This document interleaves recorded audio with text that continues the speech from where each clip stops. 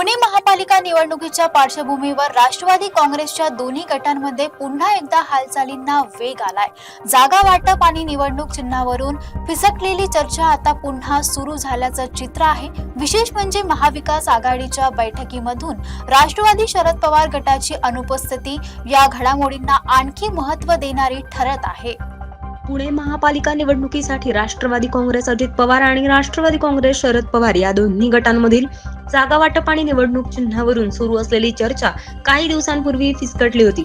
अजित पवार गटाकडून शरद पवार गटाला केवळ 35 जागांचा प्रस्ताव देण्यात आला होता। तसेच घड्याळ की तुतारी या चिन्हावरूनही मतभेद झाले होते। शरद पवार गटाने तुतारी चिन्हावरच निवडणूक लढवण्याचा ठाम आग्रह धरला होता, त्यामुळे चर्चा निष्फळ ठरली। या चर्चेनंतर गेल्या 2 दिवसात राष्ट्रवादी शरद पवार गटाचे पदाधिकारी महाविकास आघाडीच्या बैठकींना उपस्थित राहत होते। मात्र शनिवारी रात्रीपासून अचानकपणे राष्ट्रवादी शरद पवार गटाचा कोणताही पदाधिकारी काँग्रेस आणि उद्धव ठाकरे यांच्या शिवसेनेच्या बैठकीला उपस्थित राहिलेला नाहीये। त्यामुळे काँग्रेस आणि उद्धव सेनेने राष्ट्रवादी शरद पवार गटाला बैठकीला न बोलावण्याची भूमिका घेतल्याची चर्चा राजकीय वर्तुळात सुरू झाली आहे। दरम्यान उपमुख्यमंत्री अजित पवार यांच्या निवासस्थानी दोन्ही राष्ट्रवादीच्या महत्त्वाच्या नेत्यांची बैठक पार पडली।